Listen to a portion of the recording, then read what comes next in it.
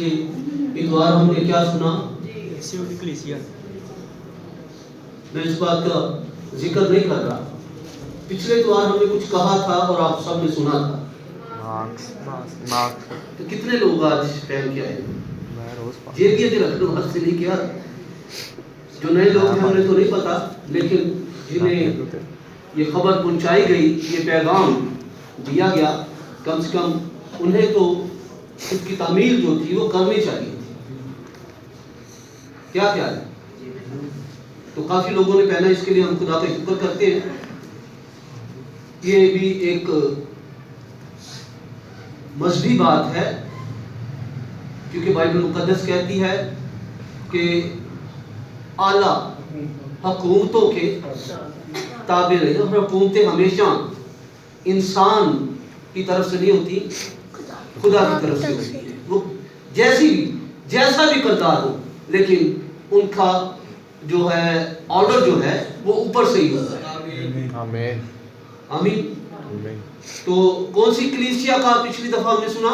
افسس کی کلیسیا. آج ہم سمرنا کی کلیسیا کے تعلق سے سنیں گے. کیوں سنیں گے؟ پچھلی دفعہ میں نے آپ سے یہ اس تعلق سے بات کی تھی کہ کیوں ہم سنیں گے. کیونکہ ہم کلیسیا ہیں، اس لیے کلیسیا کو اپنے آپ کا جو ہے وہ پتہ ہونا چاہیے کہ میں کیا ہوں، کیوں ہوں اور کس کے لیے ہوں. میں ساتھ نکالے مکاشفہ کی کتاب،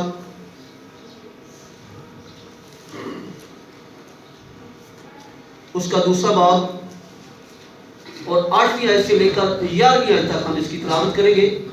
کوئی بھی آپ میں سے پڑھ سکتا ہے.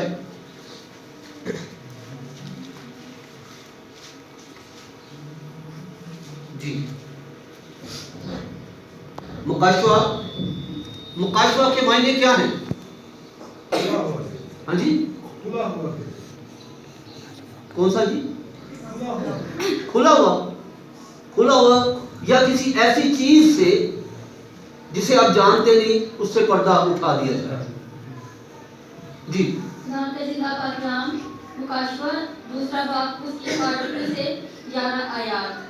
خدا کی زندہ پاک کلام میں یوں لکھا ہے، اور سمرنا کی کلیسیا کے فرشتہ کو یہ لکھ کہ جو اول اور آخر ہے اور جو مر گیا تھا اور زندہ ہوا، وہ یہ فرماتا ہے کہ میں تیری مصیبت اور غریبی کو جانتا ہوں، مگر تو دولت مند ہے، اور جو اپنے آپ کو یہودی کہتے ہیں اور ہیں نہیں بلکہ شیطان کی جماعت ہیں، ان کے خاندان کو بھی جانتا ہوں.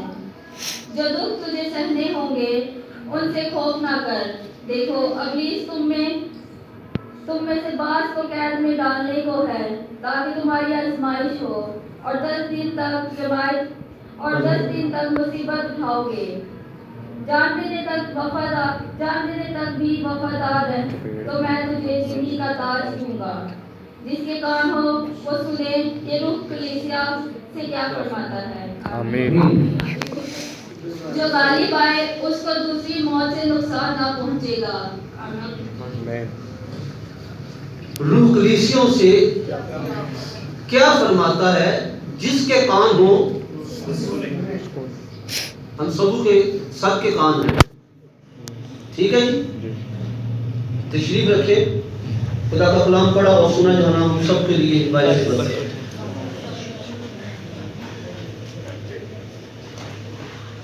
سمرنا کی کلیسیا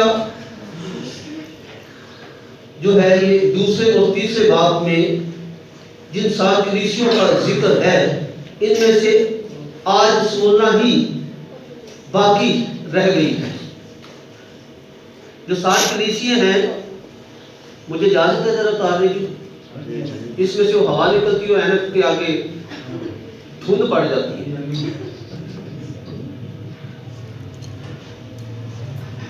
تو سمرنا کی کلیسیا آج قائم ہے. 7 کلیسیاؤں میں سے سمرنا کی کلیسیا جو ہے وہ قائم ہے، اور آج یہ جہاں پر واقع ہے. کیوں جی؟ آج جہاں پر یہ واقع ہے اس جگہ کا نام آپ کو پتا ہے؟ جی باجی کیوں جی کہاں پر یہ واقع ہے؟ اور آج زندہ ہے کلیسیا اور کام کر رہی ہے. 7 کلیسیوں میں سے یہ سمرنا کی کلیسیا آج کام کر رہی ہے. یہ ازمیر ترکی کے اندر یہ ایک شہر ہے ازمیر، وہاں پر یہ کام کر رہی ہے. اور مغرب میں قدیم افسس سے 40 میل شمال میں یہ واقع ہے. افسس میں شمال، مغرب میں شمال میں 40 میل کے فاصلے پر یہ ازمیر جو ہے ایک شہر ان کا ہے جو قائم ہے، اور جہاں پر سمرنا کی کلیسیا آج کام کر رہی ہے.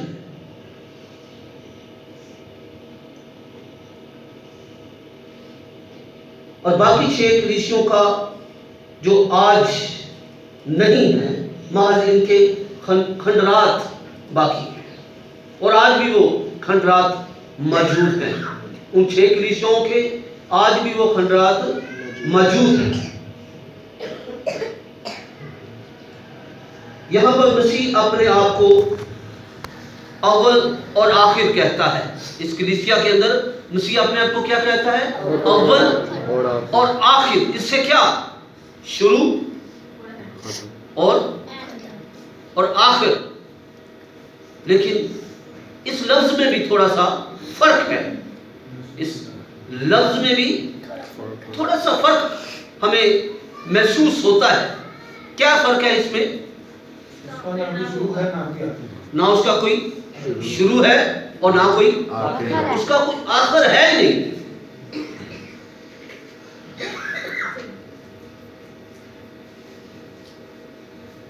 پھر وہ کہتا ہے جو مر گیا تھا اور جو زندہ ہوا ہے. جو مر گیا تھا، اور یہ ہی وجہ ہے جو مر گیا تھا اور زندہ ہوا ہے، اسی لیے اس کا نہ کوئی شروع ہے اور نہ کوئی آخر ہے.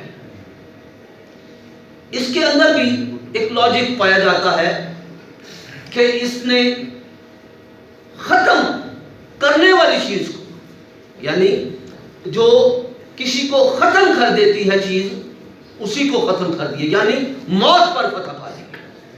ہلیلویا. اسی لیے اس کا آخر کوئی نہیں ہے.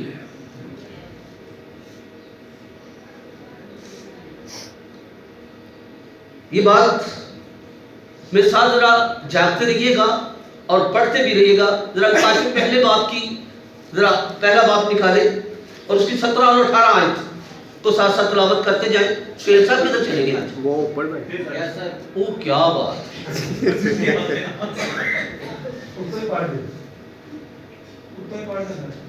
پہلے باپ کی 17 اور 18 آیت. اور میں زندہ ہوں، میں مر گیا تھا اور دیکھ عبدالآباد زندہ رہوں گا. دیکھ میں مر گیا تھا اور دیکھ عبدالآباد زندہ رہوں گا. اور موت اور عالم رواں کی کنجیاں میرے پاس ہیں. موت اور عالم رواں کی کنجیاں میرے پاس. کیسی بات ہے؟ اب کنجی اس کے پاس ہے تو کیسے مر سکتا ہے؟ جی 17 18 18 19 18 بھی پڑھ لی. 18 ہوگی بس ٹھیک ہوگی. ٹھیک ہے جی. اور یوحنا کے ایام میں کلیسیا سمرنا سخت دکھوں میں تھی. یوحنا عارف، یوحنا کی انجیل اور 3 خطوط اور مکاشفہ، یہ اس کے حصے میں خدا نے دیا.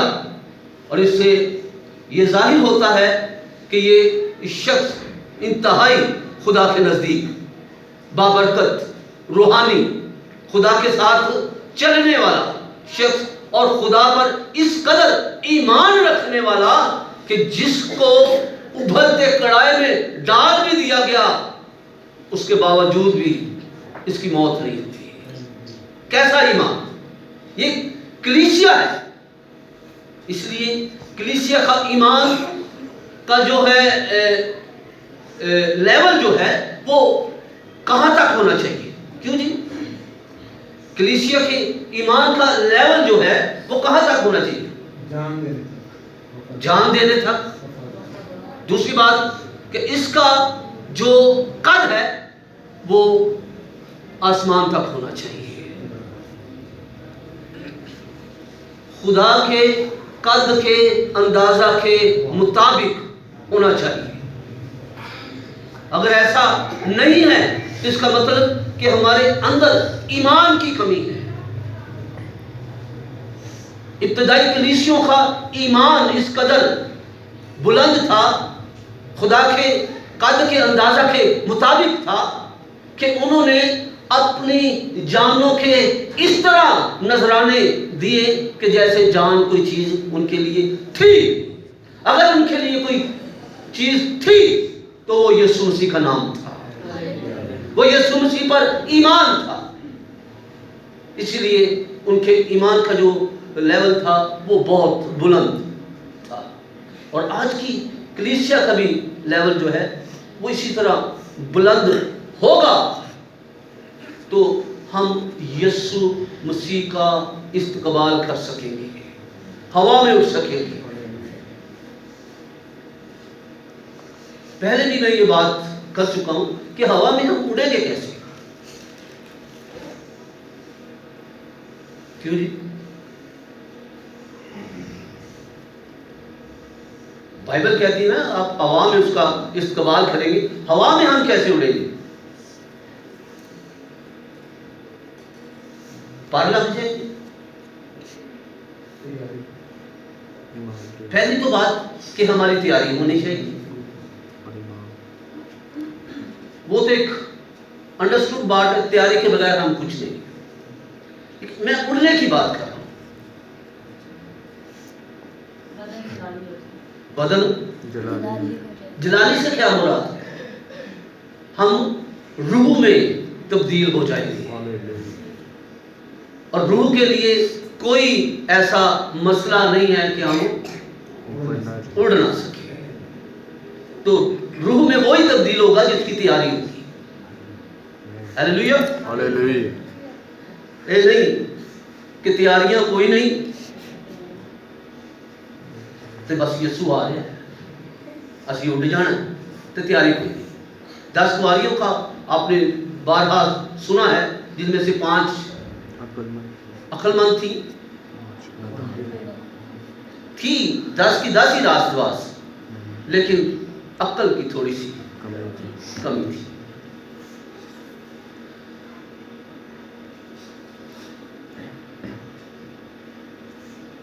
اور یوحنا کے ایام میں سمرنا سخت دکھوں سے دوچار تھی۔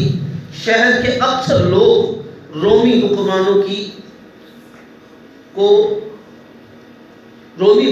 جو تھے اس وقت کی کلیسیا اوپر اپنے حکمران اور اپنے آپ کو خدا ظاہر کرتے تھے۔ اس وقت کے جو رومی حکمران تھے وہ اپنے آپ کو خدا ظاہر کرتے تھے، یا سمجھتے تھے، یا سمجھ کر اپنی عبادت کرواتے تھے۔ اور یہ کلیسیوں، ابتدائی کلیسیوں کی ہسٹری آپ پڑھیں تو رومی جو تھے انہوں نے انتہائی ظلم کلیسیوں پر کیے تھے۔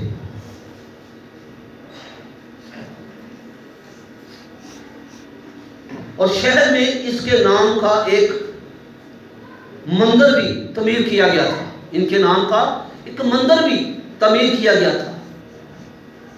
اور وہ کیوں کیا گیا تھا کہ ان مندروں میں یہ خود بیٹھتے تھے، جو ان کے شہنشاہ، اس وقت 7 شہنشاہ گزرے ہیں ان کے، جو اپنی پرستش اپنے آپ کو خدا منواتے تھے، اور ان کا جو خیال تھا، ان کا جو گول یہ تھا کہ ہم مسیحت کو ختم کریں گے، یسوع کے نام کو ختم کر دیں گے۔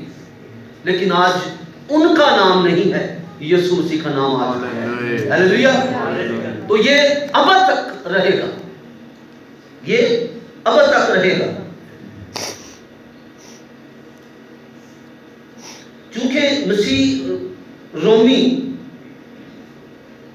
مسیحی جو تھے یہ رومی حکمرانوں کی جو تھی عبادت کرنا نہیں چاہتے تھے. ان کو خدا کہنے سے انکار کرتے تھے. اس لیے یہ ان کو بڑے دکھ دیتے تھے. اور دکھ کیا دیتے تھے؟ دکھ یہ دیتے تھے کہ ان کے گھروں میں ڈاکے ڈلوائے جاتے تھے. ان کے جو کاروبار تھے ان کو لوٹ لیا جاتا تھا. اور اس وجہ سے جو لفظ غریب غربت کا ہم نے پڑھا اس میں، اور یہ بڑی غریبی اور غربت میں زندگی گزارتے تھے. لیکن مسیح کا انکار یہ کلیسیا نہیں کر رہی تھی. ان کا تمام مال و اسباب جو تھا لوٹ لیا جاتا تھا تاکہ یہ بڑے غریب ہو جائیں، کھانے پینے سے تنگ ہو جائیں، اور یہ ہماری عبادت کرنے لگ جائیں، ہمیں خدا کہنا شروع ہو جائیں اور یسوع مسیح کا انکار کرنا شروع ہو جائیں. لیکن ایسا انہوں نے نہیں کیا. کیا آج کی کلیسیا ایسی ہے؟ کیا آج ہم اپنے آپ کو جو کلیسیا کہتے ہیں، آج ہم ایسے ہیں کہ ہم پر کوئی سختی آ جائے تو ہم مسیح کے نام پر قائم رہ سکیں؟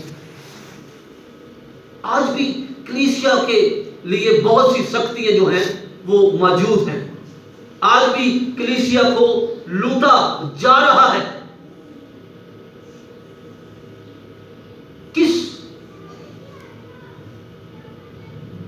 کیسے لوٹا جا رہا ہے؟ آج دیکھیں مسیحی خاندانوں کے اندر سے لڑکیوں کو اٹھا لیا جا رہا ہے. ان پر الزام تراشی کی جا رہی ہے. انہیں موت کی سزاؤں سے ڈرایا جا رہا ہے. آج بھی سختیاں موجود ہیں، لیکن آج ان کلیسیوں کی مانند ایمان جو ہے وہ موجود نہیں ہے. آج کلیسیوں کے اندر وہ ایمان جو ہمیں اس نام پر قائم رکھے، وہ ایمان ہمارے اندر موجود نہیں ہے. کیوں موجود نہیں؟ کہ ابتدائی کلیسیاں اپنی دنیاوی چیزوں سے محبت نہیں کی. جو دنیا کی چیزیں تھی ان سے محبت نہیں کی، بلکہ اگر انہوں نے کسی سے محبت کی ہے تو وہ مسیح سے محبت کی ہے. اس کفارے سے جو اس نے ان کلیسیوں کے لیے، ہم سبوں کے لیے دیا، اس کفارے سے انہوں نے محبت کی ہے. اگر انہوں نے محبت کی تو اس تعلیم سے جو اس نے ڈور ٹو ڈور گھروں میں، علاقوں کے اندر، عبادت خانوں کے اندر دی، اس تعلیم کے اوپر وہ قائم رہے.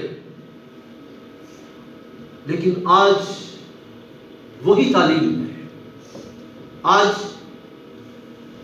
ہم اس تعلیم کو خاطر جمع میں نہیں لاتے. آج ہم اس تعلیم کی اہمیت کو نہیں جانتے.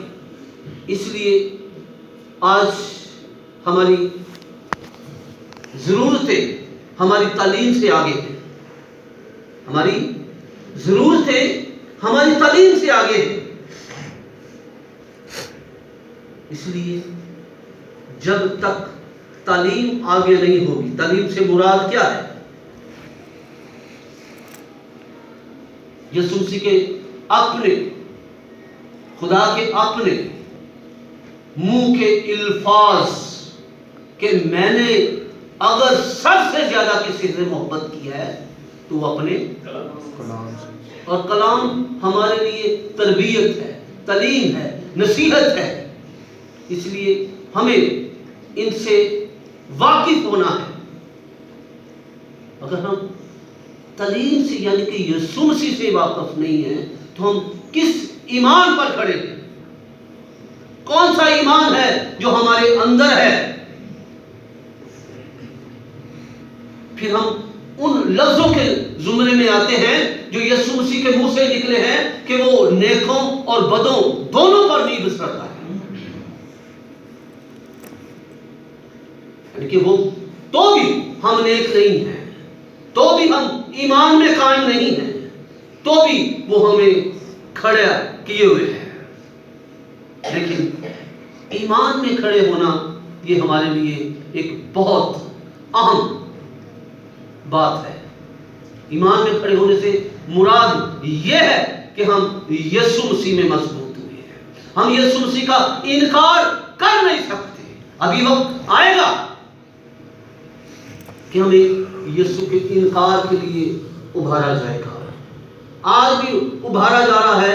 ہمارے بہت سی مسیحت کے اندر بہت سی ایسی بیٹیاں یا بیٹے یا عمر سیدھا لوگ کئی ایسی چیزوں کی لالچ میں آ کر یسوع کا انکار کر رہی ہے. لیکن یاد رکھیں یہ ہمارے لیے ابدی موت کا نشان ہے, ہمیشہ کی آگ میں جلنے کا نشان ہے.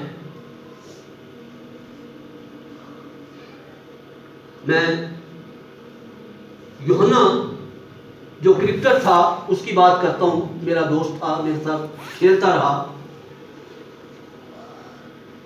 جب یہ مذہب اس نے چینج کیا تو 1 مہینہ پہلے میری اس سے ملاقات ہوئی LCC گراؤنڈ کے اندر. تو میں نے اسے کہا کاکے یار اب تیرے پاس بہت نام, اپنا بھی, اپنے خاندان کا بھی, اور اس سے بڑھ کر مسیح کا نام اونچا کرنے کے لیے اب تیرے پاس بہت کچھ ہے. تو اس نے کہا ہاں میں ایسا ہی کروں گا. لیکن 1 ماہ کے بعد یہ خبر آ گئی کہ اس نے اپنے آپ کو ابدی موت کے حوالہ کر دیا. اس سے ایک میں مثال کبھی کبھی دیتا ہوں کہ ایک شخص بڑا غربت میں تھا. تو ایک دن اس نے سوچا کہ میری غربت اس قدر ہے کہ میں اپنی جان ہی دے دوں. تو رات اسی بات کو وہ اپنے اندر سوچ رہا تھا کہ میں آج رات اپنی جان دے دوں گا. اور یہ سوچ ہی رہا تھا اور شیطان اس کے پاس آ گیا. کیوں بھائی, کیوں مرتا ہے, تیری پرابلم کیا ہے؟ اس نے کہا میرے پاس روپیہ پیسہ نہیں ہے, یہ میری پرابلم ہے, میری غریبی بڑی ہے, میں اس لیے اپنے آپ کو ختم کرنا چاہتا ہوں. کہتا بس دولت چاہیے, دولت میں تجھے دے دیتا ہوں. یہی بات اس نے یسوع مسیح کو بھی کہی تھی کہ دنیا کی ساری شان و شوکت میں تجھے دے دیتا ہوں. اس نے کہا کہ صبح جب تو اٹھے گا تیرے دروازے کے آگے ایک بڑی خوبصورت بگی اور اس کے ساتھ ایک گھوڑا ہوگا, اور تو نے کیا کرنا ہے, اس پر بیٹھنا ہے اور صرف سیر کرنی ہے. اچھا جی. صبح اٹھتا تو ایسا ہی ہوتا ہے, ایک بگی اور خوبصورت گھوڑا, خوبصورت بگی اس کے دروازے کے آگے ہوتی ہے.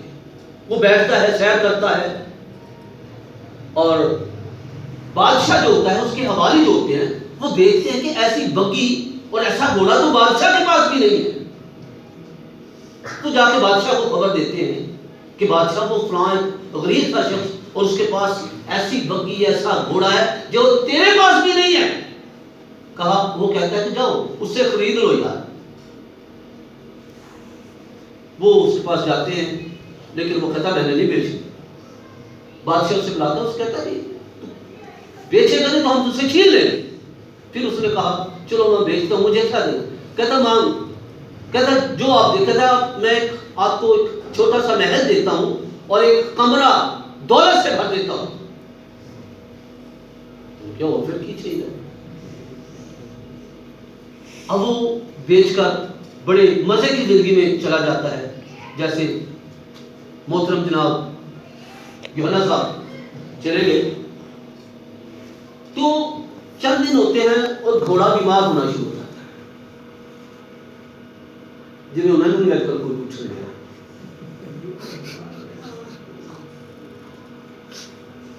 घोड़ा बीमार होना शुरू हो जाता है, उसको खिलाते पिलाते हैं तो उसकी तबीयत समझती नहीं, कहते यार उस बंदे के पास जाओ, ये इसको क्या खिलाता।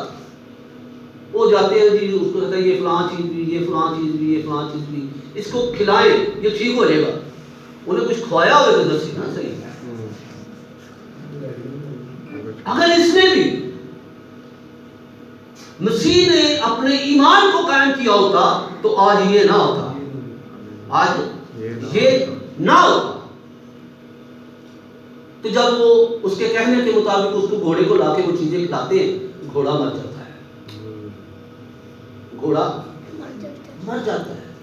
बादशाह सख्त गुस्से में कहता उस बंदे को ले आओ, इसने हमें सही बताया नहीं है, इसको सजाए मौत देंगे। बुलाता है, कहता आज रात इसको सजाए मौत दे दे। वो रोता है, दौलत होने के बावजूद फिर वो रो रहा है।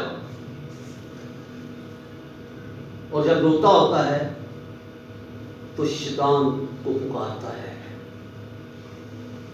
कहता ये तूने मेरे साथ क्या किया। कहता मैंने क्या किया, तुझे दौलत चाहिए थी, दौलत तुझे मिल गई।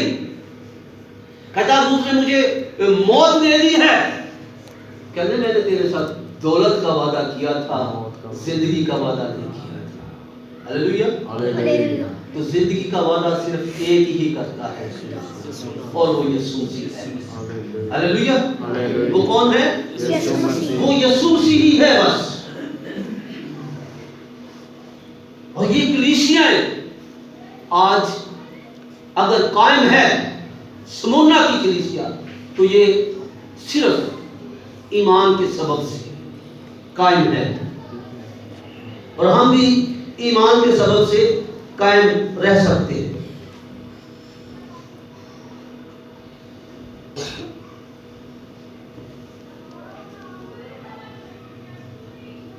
और मसीही रोमी हुक्मरानों को सिजदा करने से इनकार करते थे, जिसकी वजह से शहर के रहनुमाओं के जरिए से इन्हें सताया जाता था और जिन रहनुमाओं में रोमी सिपाही भी शामिल थे और मसीहों के लिए रोजगार कमाना आसान ना था और इनके मकानों और दुकानों पर डाके डाले जाते थे और इन्हें लूटा जाता था। अगर आप इब्रानी 10 और उसकी 34 आयत पढ़े तो ये हमें यहाँ पर इसका जिक्र मिलता है। फिर हम देखिए वक्त का पता चलता है, आधा घंटा हो भी गया।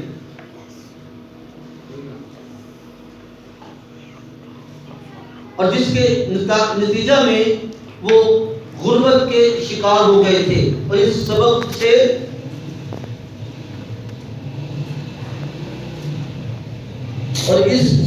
के बावजूद वो रूहानी तौर पर अमीर थे। गरीब हो गए, सताए गए, लूटे गए, लेकिन बावजूद इसके भी लेकिन वो रूहानी तौर पर अमीर थे। हम कितने अमीर हैं रूहानी तौर पर? शायद हमारे पास बहुत से पैसे हो, गाड़ी, बंगले, कारोबार, लेकिन ये जो दुनियावी, ये खत्म हो जाने वाला है, ये फना होने वाला है। लेकिन रूहानी तौर पर हम कितने अमीर हैं? रूहानी तौर पर हमारे पास कितनी चेक बुक है, कितनी गाड़ी है, कितने बंगले हैं? क्यों जी? कितने? 10 नहीं हो FBI वाले पहनते, बताए तो सही। FBI वाले हमें नहीं पकड़ते।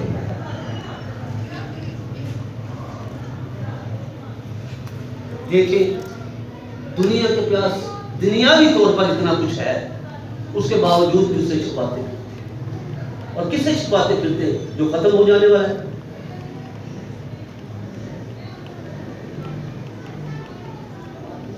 जाहिर किसी चीज को करना है तो आप अपनी روحانی امیر ہونے کو ظاہر کرے،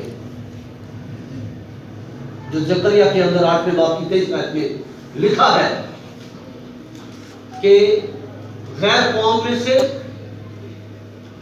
لوگ ایک یہودی کا دامن پکڑیں گے اور کہیں گے کہ ہم تمہارے ساتھ جائیں گے، کیوں؟ اور وہ کہیں گے کہ خداوند تمہارے ساتھ ہے۔ کیا کتنا خدا ہمارے ساتھ ہے؟ کیوں جی؟ کتنا خدا ہمارے ساتھ ہے؟ میں پہلے بھی یہ بات بتا چکا ہوں کہ ہمارا یہ زمین پر نیکی کے کام کرنا یہ محض ہماری حد تک ہے، لیکن خدا کی نگاہ میں اس کی کوئی اہمیت نہیں ہے۔ خدا کی نگاہ میں اگر کسی چیز کی اہمیت ہے تو وہ آپ کے ایمان کی ہے، وہ آپ کے ایمان کی ہے۔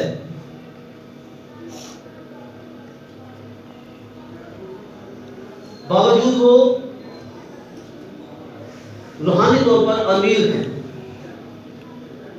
اگر ہم متی 6 باب اس کی 19 اور 20 آیت پڑھیں تو وہاں پر کیا لکھا ہے؟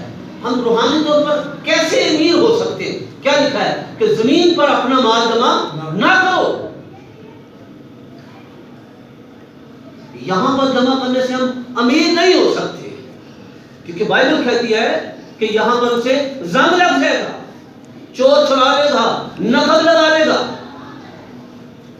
لیکن اپنا مال جو ہم آسمان پر جمع کریں گے اس سے ہم امیر ہوں گے روحانی طور پر۔ اور آسمان پر ہم کیسے؟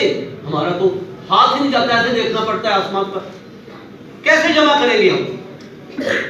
گھروں میں ہم اپنی پرچھتیوں میں، اپنے کیا نام ہے الماریوں کے اندر، کئی بار ہم نے دیکھا لوگوں نے چھتوں کے اندر پیک کیے ہوئے۔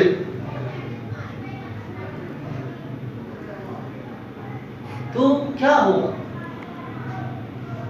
یہ سب کچھ ادھر ختم ہو جائے گا، جل جائے گا۔ پتہ ہے مکاشفہ کیسے جلے گا؟ لکھا ہے کہ اس کی شدت سے زمین پگھل جائے گی۔ جب زمین ہی پگھل جائے گی تو اس کے اندر کا جتنا مال و اسباب ہے سب جل جائے گا، اور کیا لکھا ہے کہ پیتل کی طرح ہو جائے گی۔